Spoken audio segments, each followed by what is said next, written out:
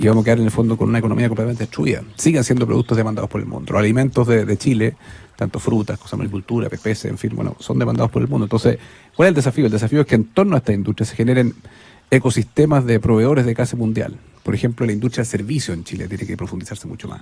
La economía del servicio, la industria creativa. En fin, ese yo creo que es el gran potencial de Chile. Muchas veces se cree, ¿no es cierto?, que desde el Estado hay que seleccionar nuevas industrias para diversificar la economía. Algunos países lo han hecho, efectivamente. Yo creo que hay que mirarlos con menos sesgo ideológico. El caso de Corea del Sur, de Singapur. Singapur es una economía extremadamente abierta, libre, admirable y muy estatal. Entonces, bueno, pero uno dice, ¿pero qué Estado tiene Singapur? O sea, obviamente, en el fondo, cuando uno habla de esta dicotomía entre Estado y mercado, entre Estado y empresa privada, antes de esa tensión hay que pensar, bueno, ¿qué Estado tenemos? ¿Tenemos un Estado tan moderno como el de Singapur? Claramente no. ¿Te parece a ti que el desafío de modernizar el Estado es la tarea, una de las tareas pendientes más importantes y que tiene que ver tal vez esta crisis con un Estado decimonónico, bueno, algunos dicen capturado a veces por como botín político, etcétera, un Estado?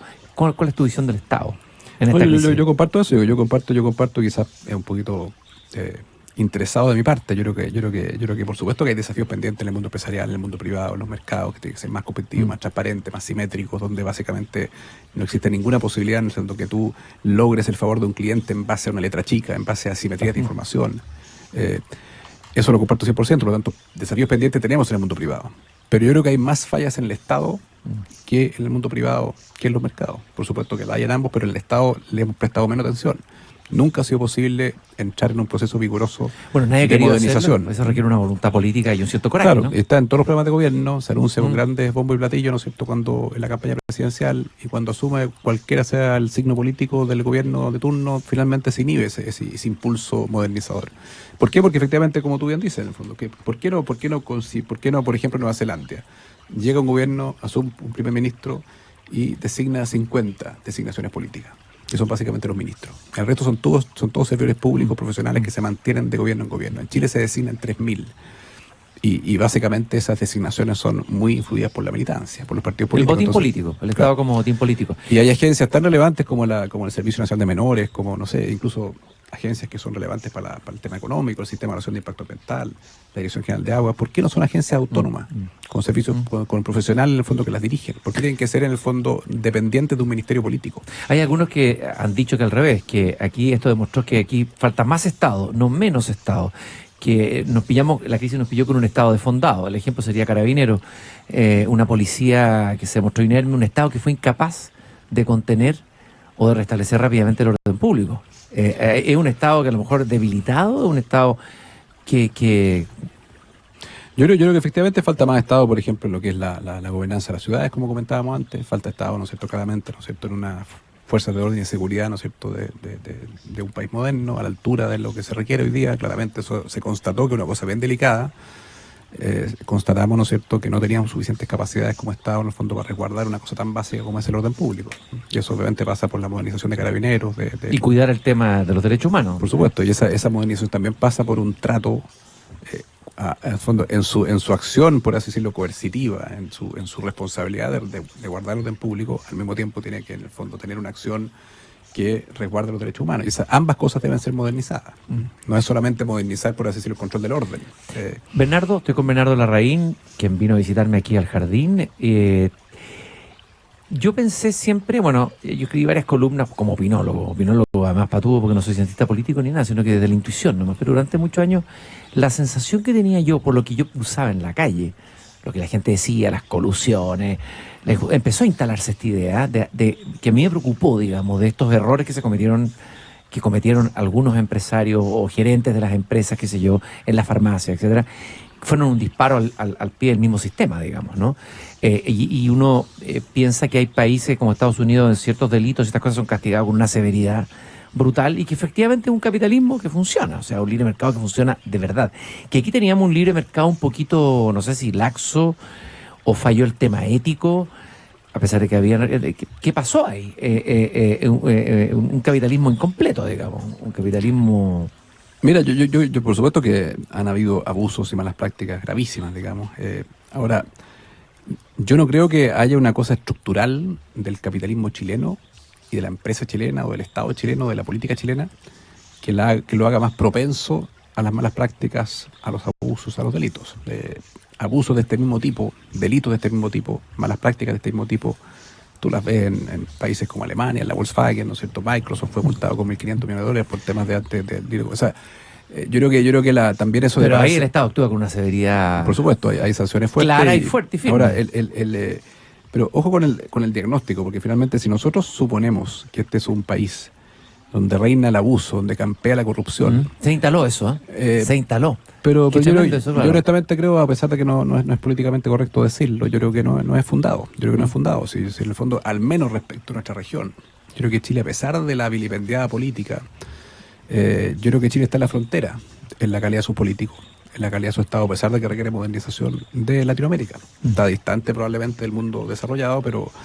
Y lo otro que estamos muy en la frontera, que creo que es positivo, para algunos será negativo, es el profundo escrutinio ciudadano, porque finalmente eso visibiliza y obviamente que inhibe las malas prácticas. O sea, ¿por qué en Chile se visibiliza todo más y se crea la sensación de que somos un país profundamente abusivo, corrupto, y no ocurre lo mismo en Brasil? Quizás porque es sorprendente que en Brasil, por ejemplo, que es un país evidente, o sea, objetivamente más corrupto, más... las encuestas dicen los ciudadanos lo tienen tan incorporado en su diario vivir. Bueno, argentinos también. Y los argentinos también. Bueno, pero es porque tal vez... y las encuestas comparativas dicen los argentinos piensan que su país es mucho más... Bueno, pero quizás porque tenemos un sistema inmune más sano. O sea, yo creo que sí, por eso lo encuentro sano. Que reacciona más fuerte. Y tal vez en Chile no habíamos tenido aparentemente... O sea, yo creo que fue un golpe a nuestro propio ego como país. Sí. Descubrí que aquí podían haber corrupción en la policía, corrupción en las Fuerzas Armadas, corrupción en la empresa, corrupción en la política. Quizás porque a lo mejor no la habíamos visto. Y yo creo que eso fue un golpe fuerte que golpeó a la ciudadanía fuertemente, digamos. Yo te insisto, eso es positivo, ese escrutinio, esa ciudadanía en el fondo que básicamente despierta y que le exige, ¿no es cierto?, a todas las instituciones, ¿no es cierto?, un estándar de transparencia, de buen comportamiento, un estándar ético en el fondo que está siempre evolucionando. Además, esto nunca es estático. Entonces, y en esa materia yo creo que una reflexión que uno hace, digamos, relacionada con malas prácticas empresariales, en fin, yo creo que hay un rol que tiene la cultura empresarial que es muy relevante. Me refiero en el fondo, ¿cuál es el principal antídoto contra la corrupción, contra las malas prácticas, contra el abuso en los mercados? En fin, son culturas empresariales fuertes, de alto estándar ético y culturas que tienen que combinar, por un lado, en el fondo, el desincentivar los atajos. La mala práctica inicialmente es un supuesto, comillas, digamos, pequeño mal atajo. Hay una presión, ¿no es cierto?, de algún tipo, un problema que está viendo la empresa, en fin, una guerra de precios con un competidor que llegó a desafiarle su mercado. Y eso en el fondo muchas veces genera tentaciones de atajo. Y esos atajos en el fondo que parten como una supuesta pequeña cosa se transforman en grandes delitos, en grandes crisis. Por lo tanto, ¿cuál es el principal antídoto para esos atajos? Son culturas empresariales fuertes. Y esa cultura tiene que ser sistemáticamente gestionada. Ahí también uno hablaba de repente de temas éticos. Uno decía, esto no es ético. No es ético y no es estético. Uno ve que ciertas cosas no deben ocurrir, pero legalmente no está infringiendo la ley. Te decían, no, pero es legal. A mí me parece que eso puede ser nefasto a la larga. Por eso está relevante la cultura que inculca un actuar íntegro, un actuar innovador. En el fondo, aquí las empresas en el fondo parten pequeñas. Quizás inicialmente una empresa familiar donde el dueño tenía sus ojos en todos lados, en cada esquina de la empresa. Eso era posible cuando la empresa era pequeña. De pronto esa empresa se transforma en una multinacional de 20.000 personas, con operaciones en distintas latitudes. Y bueno, obviamente que uno empieza a meterle burocracia a la empresa. Empieza a haber una distancia entre los dueños originales. Claro, en la empresa hay burocracia también, aunque no se vea. Hay gobierno corporativo, claro. Hay sistemas de control, sistemas de autoría. Entonces lo que no se debe perder es lo siguiente, en el fondo. Por mucho que tengas un estado policíaco dentro de la empresa, y por mucho que tengas sanciones en el marco regulatorio altas, lo que es bueno, no reemplaza el rol de una cultura. El rol de la cultura, que es la que inculca ese actuar ético, íntegro frente a cada situación, frente a cada dilema. ¿Eso tal vez se debilitó un poco en Chile? Yo creo que finalmente, claro, la propiedad se distancia, se generan estas burocracias. Se supone que con sistemas de control, con sistemas de gobierno corporativo, con auditoría, la cultura se mantiene sin ser necesario gestionarla sistemáticamente. La cultura tiene que ser viva. La cultura de la empresa, en el fondo, tiene que ser viva y tiene que estar todos los días gestionando. Entonces, desde los directorios, yo creo que muchas veces estamos muy sumergidos en leer reportes de gestión, en ver presentaciones en PowerPoint, en escuchar al gerente que presenta proyectos, en fin, y no estamos tan focalizados en estar en el fondo compenetrándote la cultura, conociendo a las personas y gestionándola sistemáticamente para que ésta se renueve permanentemente, que se mantenga viva en cada persona. Cada persona tiene que ser portador de la cultura empresarial. También se ha instalado, estoy hablando de lo que uno escucha en la calle, la idea de que en Chile los más ricos tienen todo para evadir impuestos y que finalmente uno cualquiera de nosotros, digamos, está pagando, bueno, desde del impuesto que está pagando en el IVA, en el kilo de pan, está pagando los impuestos, tiene que pagarlo, no le queda otra que pagarla, un empleado, un funcionario. Y ahí hay un tema que me gustaría analizarlo. Yo no soy experto en el tema impositivo, pero tú sabes mucho más que yo, pero tengo entendido que existe esta tasa marginal y esta tasa efectiva, que va creo que del 40 al 10, ¿no es cierto? La tasa marginal, que hay algunos que dicen que el tema, más que subir impuestos, sería reducir esta brecha, que se podría decir, entre la tasa marginal y la tasa efectiva, y que ahí hay como una especie de hoyo negro, por decirlo así, en Chile hoy. ¿Qué piensas tú de eso? Bueno, de la recaudación tributaria que hace Chile en total, Chile recauda mucho del IVA, que es un impuesto regresivo, como tú bien dices, en el fondo todos lo pagamos y todos lo pagan, ¿no es cierto? Y es más preponderante en aquella persona, ¿no es cierto?, que de bajo ingreso, digamos, porque para ella es mucho más, el 100% de su ingreso lo gasta en consumo, en vivir, digamos. Por lo tanto, el IVA es un impuesto regresivo, de ahí recaudamos mucho. Segundo, el impuesto a la empresa recaudamos mucho, más que el promedio de la OCDE.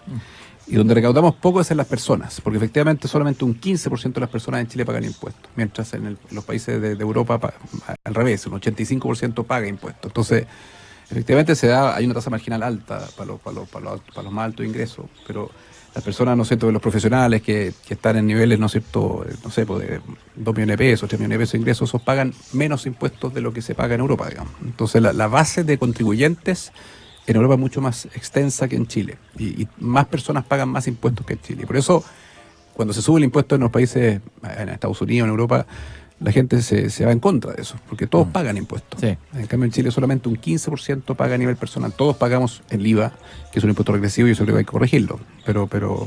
Y lo otro que decir en el fondo, que la recaudación tributaria, que en Chile es aproximadamente un 20, un poquito menos del producto, por supuesto que a la medida que los países se desarrollan tiene que ir aumentando ese porcentaje.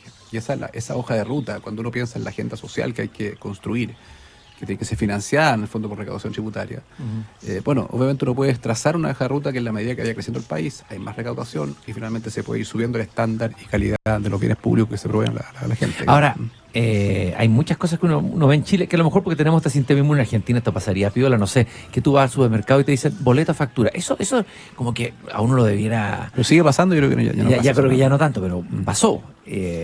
Bueno, mira, si abusos, por supuesto que hay. Mira, y ahí hay esa zona que tiene que ver con la ética, o sea, que tal vez el tema que tú dijiste interesante, el tema cultural. Yo te decía, ese tema no puede ser descuidado, no puede ser abandonado a tierra de nadie. Y tan relevante, ¿no es cierto?, es esa pregunta, boleta y factura, cómo, ¿no es cierto?, la persona que va el Transantiago, el fondo, más allá de las evasiones, digamos, de estos días de crisis, pero hay una evasión permanente. Entonces hay un comportamiento que no tiene un estándar ético suficiente en muchos niveles, digamos. Y eso es un desafío cultural muy relevante. Ahí Oscar Landerreche dijo algo bien fuerte y bien ponderado. Dijo, el que hace la barricada es tan violento como que el que elude impuestos o el que participa en una colusión. ¿Qué piensas tú de eso? No, por supuesto. Le hace un daño tan violento a la sociedad. Yo creo que aquí en el fondo toda esta agenda de antiabusos que se ha anunciado recientemente, donde básicamente se equipara la cancha, efectivamente, siempre el comentario de esa persona que se roba un celular, en el fondo quizás tenía más probabilidad de ir a la cárcel que esa otra persona, en el fondo que hizo una evasión tributaria. Bueno, obviamente eso hay que corregirlo, y por lo tanto yo creo que las sanciones, mira, aquí lo importante es que las sanciones sean lo altas que deban ser. Finalmente son inhibidoras de comportamiento errático y eso beneficia finalmente a las empresas.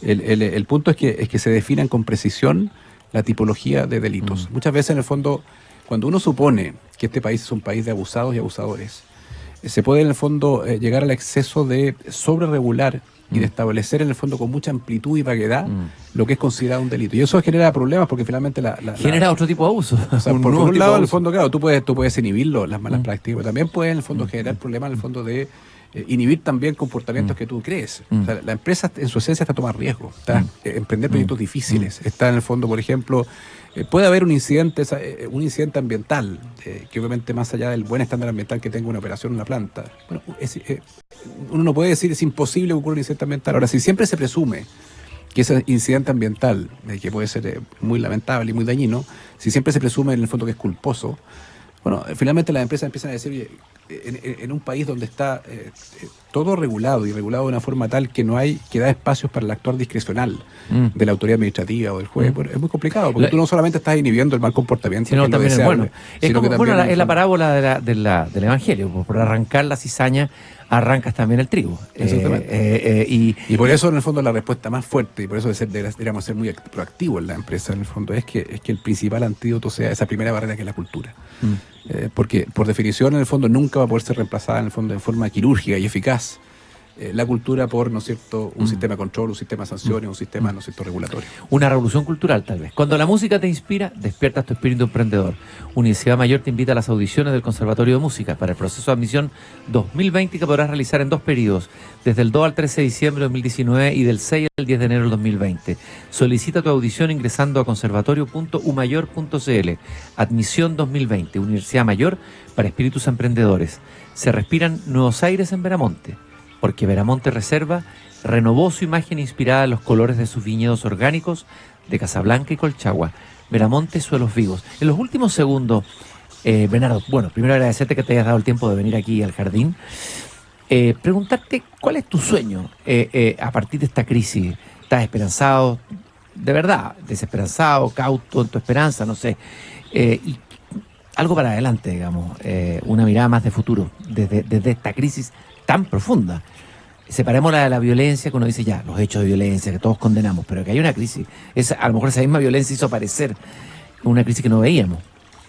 Mira, yo tengo una cierta esperanza cautelosa, por así decirlo, porque obviamente en el fondo los largos plazos se construyen de cortos plazos, digamos. Y obviamente si en los próximos meses, años, donde va a haber un proceso intensísimo electoral, constituyente, elecciones plebiscito, elecciones municipales, de gobernadores, de constituyentes, elecciones presidenciales, parlamentarias, plebiscito de salida, o sea, haber una alta intensidad electoral. Obviamente esos procesos generan inevitablemente una cierta incertidumbre, por lo tanto, y generan estas ansiedades, ¿no es cierto?, de dar respuestas inmediatas, de tener diagnósticos precisos.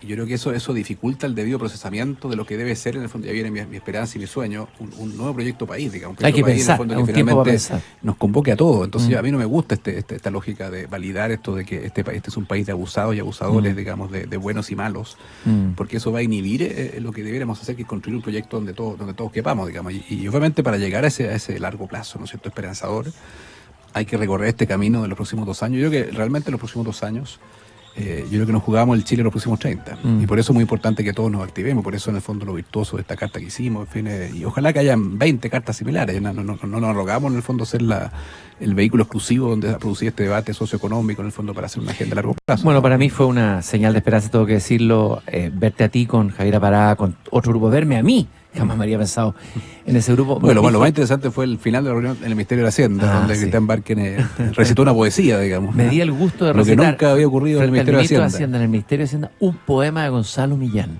Me di ese gusto. Así terminó la reunión. Cultura, poesía, espíritu también son muy importantes en lo que viene. La macroeconomía y la poesía unidas. Unidas jamás serán vencidas. Muchas gracias, Bernardo, por haber estado aquí en el jardín. Muchas gracias a ti, Cristian, por la muy buena conversación.